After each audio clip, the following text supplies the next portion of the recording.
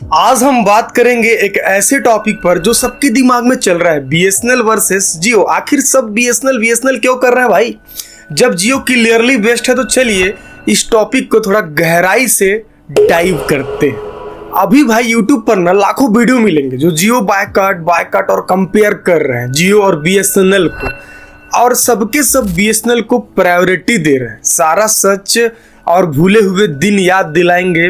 बने रहिए इस वीडियो पर, बहुत ही इंटरेस्टिंग होने वाला है। आप डिसाइड कर पाएंगे चीज़ें क्या है और क्या नहीं है।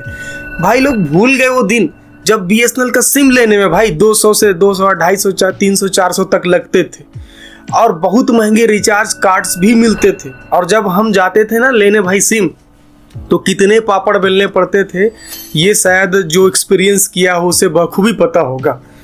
सबसे पहले अगर हम बात करते हैं बीएसएनएल की करंट सिचुएशन की, तो बीएसएनएल भाई एक सरकारी कंपनी है जिसका इंफ्रास्ट्रक्चर पुराना है और जिसे अपग्रेड करने में बहुत समय लगता है। आपको ऑब्वियसली पता है चीज, ये एक फैक्ट है कि बीएसएनएल के नेटवर्क में डिसरप्शन और स्लो इंटरनेट स्पीड काफी कॉमन है। गवर्नमेंट फंडिंग और ब्यूरोक्रेटिक हार्डल्स के बीएसएनएल को प्राइवेट कंपनी से पीछे छोड़ दिया है।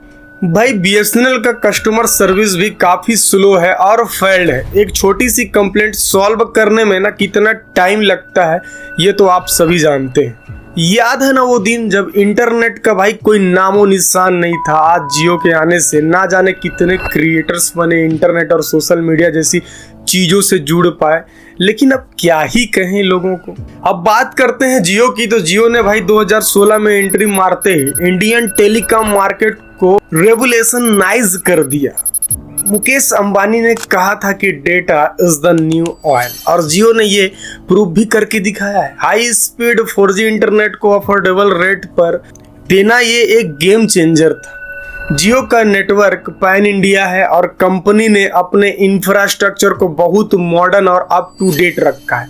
फाइबर ऑप्टिक टेक्नोलॉजी से लेकर 4G के ट्रायल्स तक जियो हर जगह भाई हर रेस में आगे है। अब देखते हैं भाई प्राइसिंग और टैरिफ का कंपैरिजन। जियो के प्लान्स हमेशा कस्टमर सेंट्रिक रहे हैं। आपको कम प्राइस में ज़्यादा डेटा, अनलिमिटेड कॉलिंग और कई सारी OTT सब्सक्रिप्शन भी मिलती है।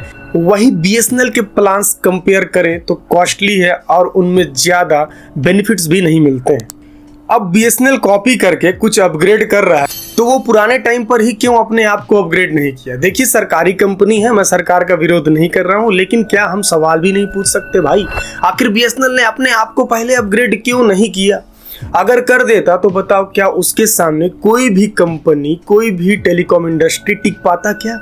अब जब दूसरे प्राइवेट सेक्टर आगे बढ़ गई हैं, तो उनके नक्शे कदम को देखकर आप कॉपी करके रेट डाउन करके मार्केट में उतरोगे तो कहाँ का भलाई है भाई। अब आप ही बताइए, कमेंट सेक्शन खाली है, कुछ तो जवाब दीजिए। आपको बता दे भाई, जियो का माई जियो ऐप भी काफी यूजर फ्रेंडली है, जहां आप अपने प्लान्स मैनेज कर सकते हैं, रिचार्ज कर सकते हैं और ऑफर्स देख सकते हैं।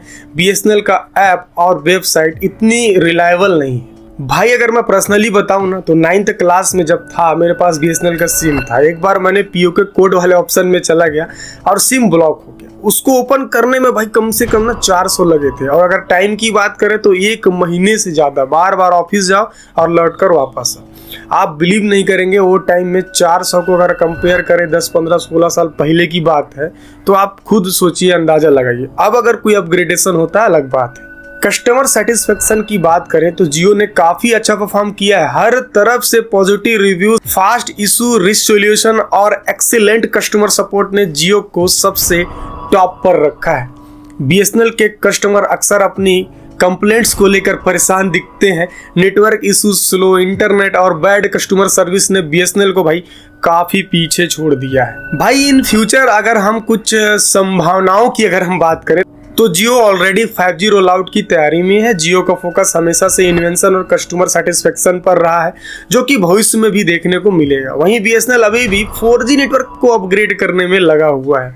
अब अगर वो कुछ प्लान हाथ लग जाता है अलग बात है। तो दोस्तों, अगर आपको high speed internet, affordable plans और रिलायबल कस्टमर सर्विस चाहिए तो बिना सोचे समझे जियो के साथ आपको जाना ही पड़ेगा। बीएसएनएल अपने समय में अच्छा था क्योंकि कोई ऑप्शन नहीं था, लेकिन अब की अगर हम बात करें रेवोल्यूशन टाइम की, तो जियो ही बेस्ट है। आज भाई टीचर गवर्नमेंट हर कोई बनना चाहता है, लेकिन अपने बच्चे को पढ़ाते हैं कहाँ? प्राइवेट स्कूल में। प्राइवेटाइजेशन होना कोई बेकार बात नहीं है, बस कुछ चीजें हैं जो प्राइवेट सेक्टर को भी सुधारना चाहिए। कम से कम पब्लिक के बारे में सोचना, देश के बारे में सोचना। कई लोग यह तक कह रहे हैं कि अंबानी रेट बढ़ाकर अपने बेटे की शादी हमारे पैसों से कर रही है। इसकी डिटेल्स वीडियो मैंने बनाया है कि जियो का ऐसा करने का मकसद क्या है। आप डिस्क्रिप्शन में लिंक है, आप देख सकते हैं जाकर। जरूर उस पर भी आप कमेंट्स में बताएं क्या मैंने सही बताया, क्या मेरी ओपिनियन सही थी। अब भाई बीएसएनएल का फुल फॉर्म भूल से ना लेना, एक समय पर ना ट्रेंड कर रहा था, उसको बरकरार रखो। हम तो उम्मीद कर रहे हैं और भी बीएसएनएल के अलावा टेलीकॉम कंपनियां हैं, ताकि कंपटीटर्स की वजह से सीधा फायदा हमारे जैसे लोगों को आने। तो बीएसएनएल को स्वागत है, लेकिन जियो से मुंह मोड़ना अभी नहीं है, अभी हमें इंतजार करना है। एक बात और आप जान लो, इस चीज को समझ लो, बीएसएनएल अच्छा करती है तो हमें कोई एतराज नहीं है। रतन टाटा जी को अगर प्रोजेक्ट मिलता है बीएसएनएल का, तब तो टोटली श्योर कि आज के टाइम के अकॉर्डिंग तरक्की और बेस्ट होने में समय नहीं लगेगा। बाकी रियलिटी आने के बाद ही पता चलेगा। तो भाई साहब अब इजाजत दीजिए। अगर आपको ये वीडियो पसंद आया हो तो भाई लाइक करना, शेयर करना और चैनल को सब्सक्राइब करना ना भूलना। कमेंट्स में जरूर बताना कि आपका एक्सपीरियंस बीएसएनएल और जियो के साथ कैसा रहा है। मिलते हैं अगले वीडियो में, तब तक के लिए टेक केयर और स्टे कनेक्टेड विथ जियो। जय हिंद।